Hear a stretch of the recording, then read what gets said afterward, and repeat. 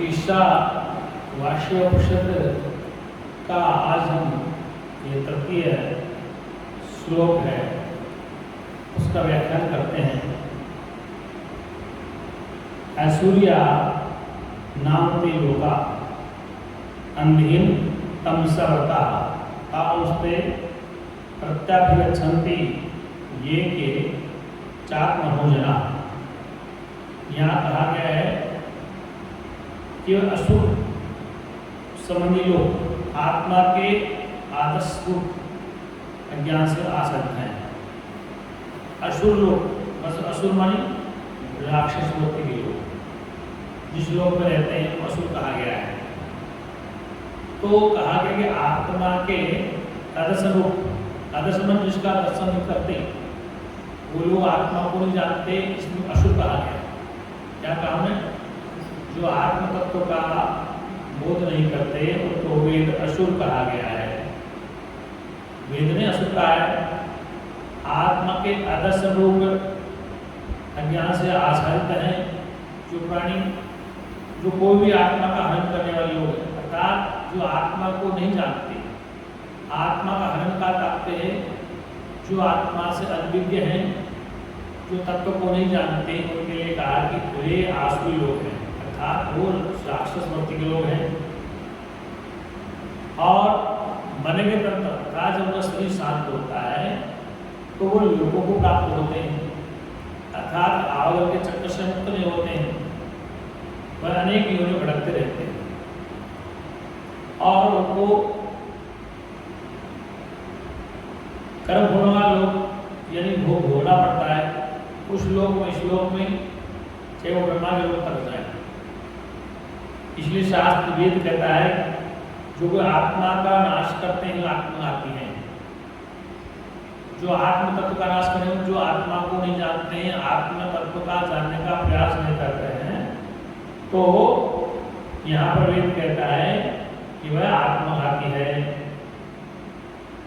और एक है जो अज्ञानी में सर्वदा अपने आत्मा की किस प्रकार हिंसा करते हैं? अविद्या से, अज्ञानता से। इसलिए यहाँ पर अज्ञानी जीवों की दृष्टि में नित्य विद्यमान आत्मा का हाजिर आत्मा तत्व आदि ज्ञानों कार्य यानी फल भरे हुए के समान द्रोह रहता है। अर्थात जो अज्ञानी जीव हैं वो वास्तव में भरे हुए की तरह रहते हैं, जिनको अपने स्वरूप का बोध नहीं होता है। ये वेद ने कहा है कि अज्ञानी जो आत्मघाती होते हैं, आत्मघात दोष से कारण जन्म में मन को प्राप्त होते हैं।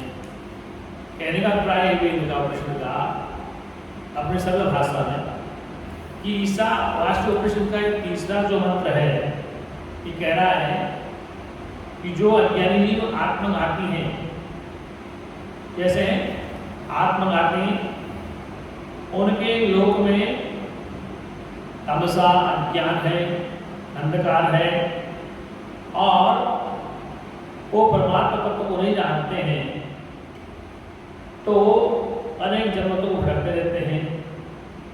इसलिए आत्मघात दोष होने के कारण वे जन्म के बंधन से मुक्त नहीं हो सकते। अर्थात जब तक जीव अपने निज आत्मा का बोध नहीं करता है तब तक वे दोष आत्मघाती कहता है। जैसे कोई व्यक्ति आत्मघात करता है, अपने आप को बम कर लेता है, विस्फोट कर लेता है, तो वेद ने उस अज्ञानी जीव का आत्मघाती है, वो आत्मघाती था अपने अपना स्वयं नाश करता है। जो अपने स्वरूप को नहीं जानता है तो वेद ऋचा कहता है कि वह अपने आत्मघात करता है अपने आप को, और वो संसार के जन्म से नहीं छूट सकता। और यहाँ का इसके विपरीत जो लोग ज्ञानी लोगों को जाते हैं, वे आत्मघाती नहीं होते हैं। तो आत्म तत्व कैसा है सो बताया गया है। तो आत्म तत्व है कैसा? दो बातें अज्ञानी आत्मघाती बताया श्रुति ने, और वो जन्म निर्माण के चक्र में जन्मते बढ़ते रहते हैं। दूसरा सूत्र बताया जो आत्म तत्व को जानते हैं मुक्त हो जाते हैं, उनका रास्ता क्या है, अर्थात आत्म तत्व कैसा है। यहाँ पर कहा है अनजेतन एजत अजय कंपने कंपनम चलनम स्वाध्याय सर्वदेव रूपम प्रथम सर्वभूतेषु मन। यहाँ पर कहा है कि वह आत्म तत्व अपने स्वरूप से विशिष्ट न होने वाला कैसा है कि वह अपने स्वरूप से विशिष्ट न होने वाला एक तथा मनुष्य भी तीव्र गति वाला है। तो कैसा मनुष्यो जीवियो, वह आत्मा कैसा मनुष्य भी तीव्र गति वाला है। इसे इंद्रियां प्राप्त नहीं कर सकी। श्रुति क्या कहती है? निरिद्वा आत्मत्व अनपूर्वकशम, अर्थात उसको इंद्रियां भी प्राप्त नहीं कर सकती क्योंकि यह उन सबसे पहले आगे विद्यमान है। इंद्रियां प्राप्त नहीं कर सकती कि मन से वो पहले है, इंद्रियों से वो पहले है, इसलिए इंद्रियां और मनुष्य को प्राप्त नहीं कर सकते हैं। ये श्रुति कहती है कि वह स्थिर होने से भी अन्य सब गतिशीलों को अतिक्रमण कर जाता है।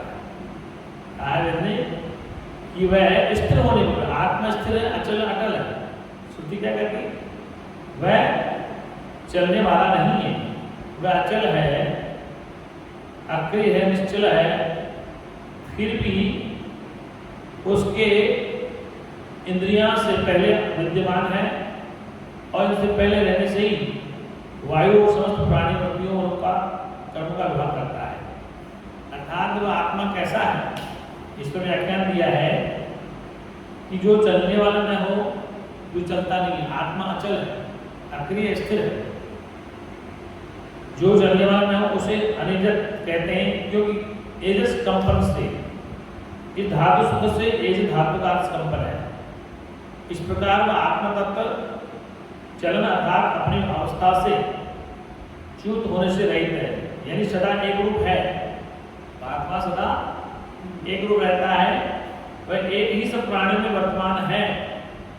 वह एक ही आत्मा समस्त प्राणियों में वर्तमान है तथा संकल्प आदि रूप मन से भी, संकल्प मन से करते हैं, विकल्प मन से करते हैं, प्रत्यय मन से करते हैं, तो संकल्प आदि मन से भी जब ये अधिक वेगवान है कि मन जो संकल्प करता है, विकल्प करता है, उससे भी अधिक वेगवान है। यहाँ पर कहा है कि आत्मा तो निश्चल है, मन से भी अधिक वेगवान। अब सिद्धांत ये दोष कोई नहीं है, ये कोई दोष नहीं है कि वो निरुपाधिक बिना नाम रूप वाला, सोपाधिक नाम रूप वाला, ये विरुद्ध कथन भी बन सकता है। उस अवस्था में अपने निरुपाधिक रूप से तो अविचल है वो आत्मा, नाम रूप से नहीं तो अविचल अचल है, और एक ऐसा कहा जाता है। तथा अंतरगण की मन रूप संकल्प विकल्प आत्मा की उपाधि अनुपूरक करने के कारण मनुष्य भी अधिक वेगवान कहा गया है, उसे वेगवान कहा गया है। इसलिए कहा इस लोक में देहस्थ मन का ब्रह्मलोक आदि दूर देशों में संकल्प रूप से एक क्षण में ही गमन हो जाता है। कहने का प्राय जिस प्रकरण चल रहा है कि वह आत्मा तत्व देवण की प्राप्त करते हैं, अर्थात वह आत्मा नित्य शाश्वत है और वह इंद्रियों से प्रथम, मन से प्रथम है। इंद्रिया मन उससे संचालित नहीं होती है, इंद्रिया और मन उसके द्वारा संचालित होती है। इंद्रियों के द्वारा और मन के द्वारा वह संचालित नहीं होता है, बल्कि वह स्वयं इन समस्त का संचालन करने वाला है, जो समस्त प्राणों का पोषक है, व्यारूप है, जिसके अधीन ये सारे शरीर इंद्रियां हैं, जिसके अधीन सारी इंद्रियां हैं, तथा जिसमें ये सब प्रतीत हो रहा है, जिसमें ये सब उत्प्रोत है, जो जैसा दिख रहा है, और उस शुद्ध संज्ञक तत्व निखिल जगत का विधाता है, ब्रह्मांड का विधाता है, वह मातस्व अप अर्थात प्राणियों के चेष्टारूप कर्म यानी अग्नि, सूर्य और मेघ आदि के ज्वलन, दहन, प्रकाशन या वर्षा आदि का व्यक्त करता है। बादल का नियम, वर्षा का नियम, वायु का नियम, पृथ्वी का नियम, अग्नि का नियम, सूर्य का नियम, इस सबको अलग अलग बांटता, ऐसा इसका भावार्थ है। कहने का तात्पर्य इसके भय से वायु चलता है, क्या होता? उसके भय से भीष्मार्ताप वायु उसके भय से वायु चलता है, अर्थात वायु दौड़ता है। श्रुति के अनुसार ददाति का अर्थ है धारण करता है, वह धारण करता है, ऐसा जानो। क्योंकि शरीर और इंद्रिया आदि सभी विकार सबके अधिष्ठान रूप नित्य चेतन आत्म तत्व के विद्यमान रहते ही होते हैं। कहने का तात्पर्य है शरीर और इंद्रिया आदि सभी विकार सबका अधिष्ठान स्वरूप नित्य चेतन आत्मा के विद्यमान रहते ही होते हैं। आत्मा विद्यमान है तो शरीर में विकार प्रतीत हो रहा है, आत्मा ने तो विकार का क्या पता चलेगा। इसलिए कहा गया है कि मंत्र को आलस नहीं होता, अतः पहले मंत्र द्वारा कहे हुए अर्थ को ही फिर कहते हैं। क्या कहा है कि वो आत्मा तत्व चलता है और नहीं भी चलता है, वो आत्मा तत्व चलता भी है और नहीं भी चलता है, वह दूर है और समीप भी है, वह सबके अंतर्गत है और वही इस सबके बाहर भी है। दो विशेषताएं श्लोक नंबर 5 पे आ गए। ईशावास्य ग्रंथ का श्लोक नंबर 5, तदे जति तने जति तदूरे तद्वंतिके तदनंतरस्य सर्वस्य तदु सर्वस्यास्य प्रायंता। वह आत्मा तत्व चलता है और नहीं भी चलता है, दूर है और समीप भी है और सबके अंतर्गत है और वही सबके बाहर है।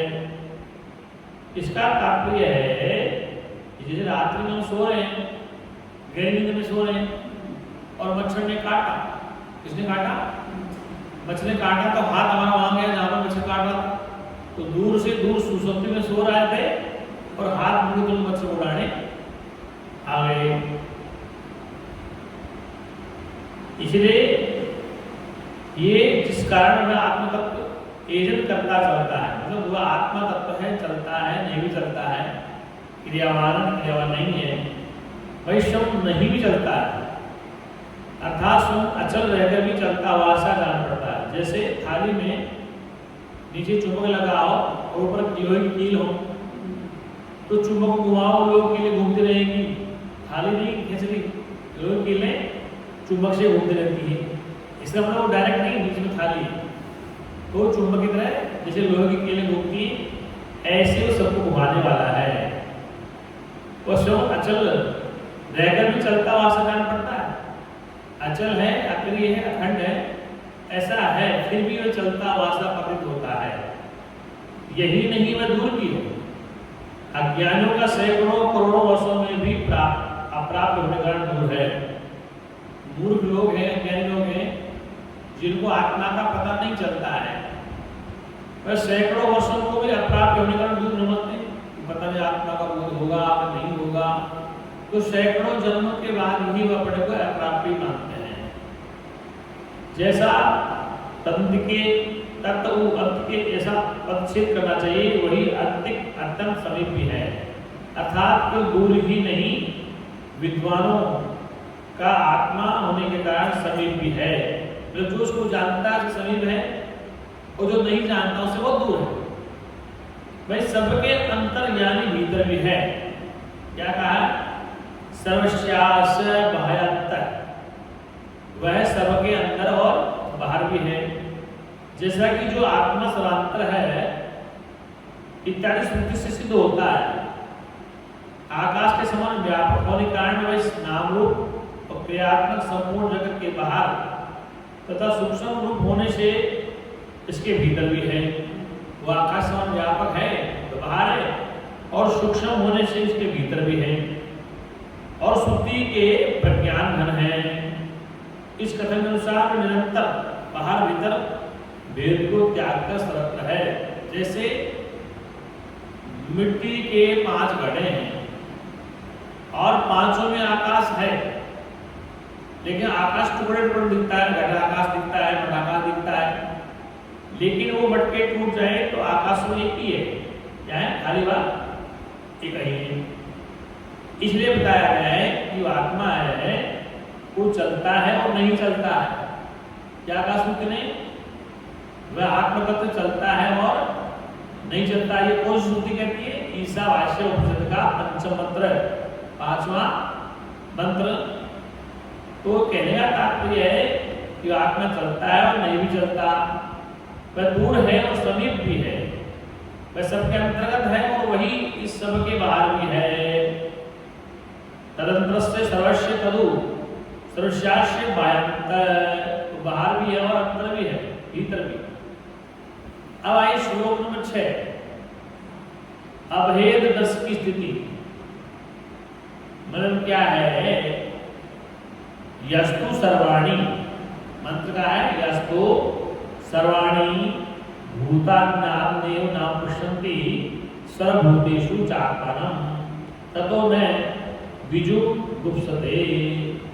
जो साधक, जो साधना करने वाला साधक है, वह संपूर्ण भूतों को आत्मा में देखता है। क्या कहा है? वो संपूर्ण भूतों को सर्वभूतेषु आत्मानं, सर्वभूतेषु चात्मानं ततो न विजुगुप्सते। जो साधक है, जो साधना करने वाला जिज्ञासु है, वो संपूर्ण भूतों को आत्मा में ही देखता है और समस्त भूतों में भी आत्मा को देखता है। वह इस सर्वात्म दर्शन के कारण ही किसी से घृणा नहीं करता। ये दो बात श्रुति ने बताई कि वो साधक है, संपूर्ण भूतों को आत्मा में ही दिखता है। यस्तु सर्वाणी भूता अन्यानत्वे मानुपश्यति, कि वह साधक संपूर्ण भूतों को आत्मा में ही देखता है और समस्त भूतों में भी आत्मा को देखता है। इसलिए वह ऐसा सम्यक दर्शन कारण किसी से घृणा नहीं करता है। क्या कहा गया? इसलिए जुगुप्सा यानी घृणा, ये वेद है, जुगुप्सा यानी घृणा करना। तो श्लोक नंबर 5 का अभिप्राय होगा कि वो साधक जिज्ञासु जो आत्मा तत्व को जानता है, वह समस्त भूतों को आत्मा में देखता है और समस्त भूतों को भी आत्मा में देखता है, समस्त भूतों में भी आत्मा देखता है। इसलिए वह सर्वात्म सम्यक दर्शन है, किसी से घृणा नहीं करता है।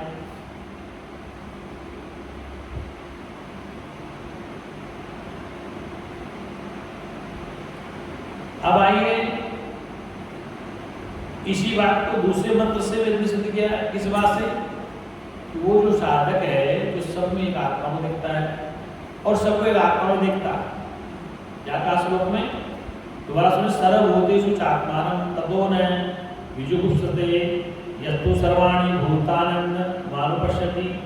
ये समस्त भूतों में एक आत्मा को देखता है और समस्त भूतों में एक आत्मा देखता है, एक आत्मा में सबको अद्वैत देखता है। वह सम्यक दर्शन आत्मा रहता, किसी का घृणा नहीं करता है। अब है श्लोक नंबर 6, 7 हो गए, 7वां। दूसरी बात को मंत्र से कहा गया है, यस्मिन् सर्वाणि भूत्यात्म व अद्विजानतः तत्र को मोह। कैसे हो गए? एकत्व पश्यत। अब वेद का मंत्र कहता है, जिस समय ज्ञानी पुरुष के लिए, इसके लिए आप सो रहे जाग रहे हो, जिस समय ज्ञानी पुरुष के लिए सब भूत आत्मा हो गए, यस्मिन् सर्वाणि, जिस समय भूतान आत्मा, सब भूत आत्मा हो गए हैं, उस समय एकत्व देखने वाले उस विद्वान को, एकत्व देखने वाले विद्वान को क्या सुख क्या मोह हो सकता है? तत्र को मोह है, कैसे हो गए? एकत्व मोह पश्यत है। जो समय एक आत्मा को देखता है, सब भूत आत्मा को ही गए, उस ज्ञानी के लिए सब भूत आत्मा ही हो गए। क्या हुए? सब भूत आत्मा हो गए हैं।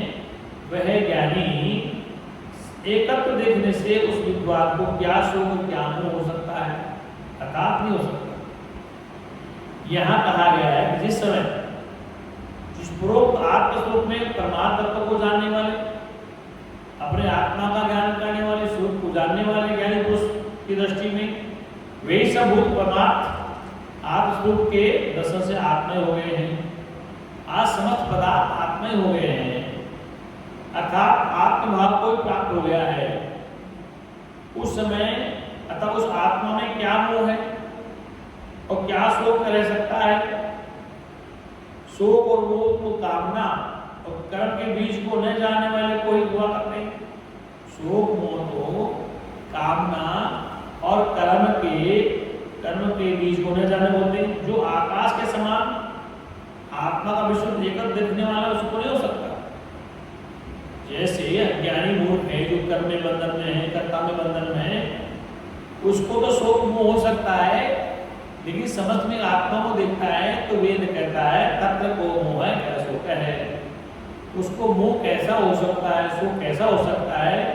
एकत्व मोह पश्यते, जो सब में देखता है उसको शोक मोह कैसे हो सकता है?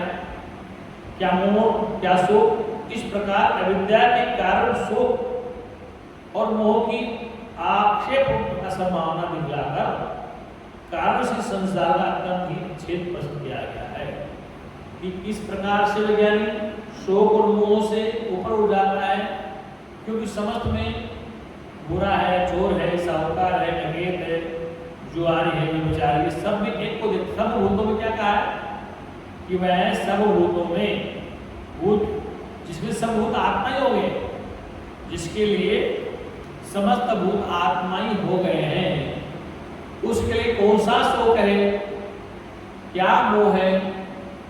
इसलिए उस ज्ञानी के लिए श्रुति कहती यस्मिन् सर्वाणि भूत्यानात्म भूता अन्यात्मेवा अभूत जानता है तत्र को मोह है क्या शोक है? एकत्व मोह पश्यते। इसलिए आत्मनिर्भर क्या है? उपरोक्त मंत्र से जिस आत्मा का वर्णन किया गया है वह अपने स्वरूप से कैसे लक्षण वाला है, इस बात को फिर मंत्र बताया गया है। वह आत्मा सर्वगत अपरिभाषित है कि जो सब भूतों में आत्मा को दिखता है, सब भूतों में आत्मा ही है, इसलिए कहा गया है कि वह है ऐसे लक्षण वाला कैसा आत्मा है?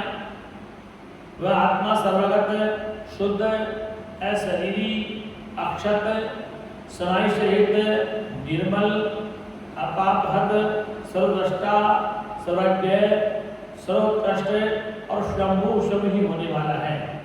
उसी ने नित्य सिद्ध संवत्सर नामक प्रजापतियों के लिए यथायोग्य रीति से अर्थों को कर्तव्यों को पदार्थों का भाग किया है। मतलब वह आत्मा सर्वगत है, शुद्ध है, अशरीर शरीर वाला नहीं, एक शरीर वाला एक है शरीर वाला, अक्षत स्नायु शरीर निर्मल है, सर्वद्रष्टा है, सर्वज्ञ है। वो आत्मा कैसा सर्वज्ञ है, सर्वद्रष्टा है और सर्वोत्कृष्ट, उससे बड़ा कोई नहीं, स्वयंभू है, स्वयंभू स्वयं ही है।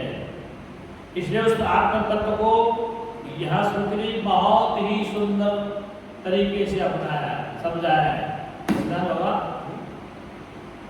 उस आत्म तत्व को समस्त सार रूप में यहाँ पर कहा श्रुति ने कि वह आत्मा सर्वगत सप्रयाग उच्चम, यह आत्मा शुद्धम पवित्रम नित्यम कर्मसी, यह आत्मा शुद्ध है और इसलिए कहा गया है यह आत्मा कैसा है? शुद्ध है, ज्योतिष्मान यानी दीप्ति वाला, सूर्य चमकता है इससे निर्मित है। ऐसे भी आकार बिना काया वाला, ये काया शरीर का है, आकार बिना काया वाला और बिना शरीर वाला है, अर्थात लिंग शरीर से रहित है, आवरण यानी अक्षत है, स्नायु है, जिसमें स्नायु अर्थात सिराएं न हो, उसे सिरा मान उसका आदि अंत सिरा या ऐसा सिरा नहीं हो सकता। और वह इन दो विषयों से स्थूल शरीर का प्रतिष्ठित किया गया है। तत्शुद्ध निर्मल यानी अविद्या रूप मन से रहित है, उसमें अविद्या नहीं, आत्मा वो शुद्ध है। इसी कारण शरीर का प्रतिष्ठित किया गया है। कहने का तात्पर्य है कि वह कारण अविद्या भी नहीं है, धर्म अधर्म को पाप से रहित है, वह शुक्रम तत्पुरुषलिंग वचनों को पुल्लिंग में परिणत कर देना है। इसे कहा गया है कि आत्मा नित्य शुद्ध शाश्वत और निर्लिप्त है। वो चिदानंद भगवान की सत्य सनातन धर्म की। 2 मिनट मेरे साथ निर्बंध होगी। सर्वे भवन्तु सुखिनः, सर्वे सन्तु निरामयाः, सर्वे भद्राणि पश्यन्तु, मा कश्चित् दुःखभाग् भवेत्। हे परमपिता परमात्मा सब सुखी हों, दुखों से आजाद हों, यही हमारी सद्भावना है।